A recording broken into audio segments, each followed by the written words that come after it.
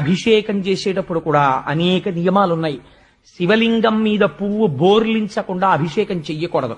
పువ్వు బోర్లించి అభిషేకం చేశావు, ప్రారంభమునందు పొడి విభూతితో మొదలెట్టాలి, అంచమునందు గంధోదకంతో పూర్తి చెయ్యాలి.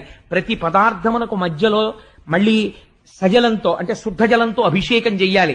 ఆ అభిషేకానికి అనేక నియమాలున్నాయి. ఇన్ని నియమాలతో నువ్వు చేసేటప్పుడు నువ్వు ఆవలించకూడదు. నీ శరీరంలో ఎటువైపు నుంచి వాయువు బయటికి వెళ్ళకూడదు, నువ్వు దగ్గకూడదు, తుమ్మకూడదు. నువ్వు అభిషేకం చేస్తూ మధ్యలో ఎవరితోన్నా లౌకిక సంభాషణ చేస్తే ఇప్పటి వరకు నువ్వు చేసినటువంటి పుణ్యం వాళ్ళ ఖాతాలో వేస్తారు, నీకు మళ్ళీ జీరోకి వస్తుంది. కాబట్టి నువ్వు స్నానం చెయ్యాలి, లేకపోతే కుడి చెవు మీద చెయ్యి వేసుకుని మళ్ళీ చెయ్యాలి. ఇన్ని అల్లర్లున్నాయి. కర్మ అంత తేలిక కాదు. కాబట్టి నీకేమవుతోంది, నువ్వు చేసి నీకు వస్తుందని అనుకున్నదంతా నీకు వచ్చిందో లేదో తెలియదు. ఒకవేళ చచ్చి చెడి ఓ 4 మార్కులు సంపాదించుకుంటే నీకు అన్నం వండిన పుణ్యానికి 2 మార్కులు భారీకి వెళ్ళిపోయాయి. కాబట్టి ఉన్నవి 2 మార్కులు.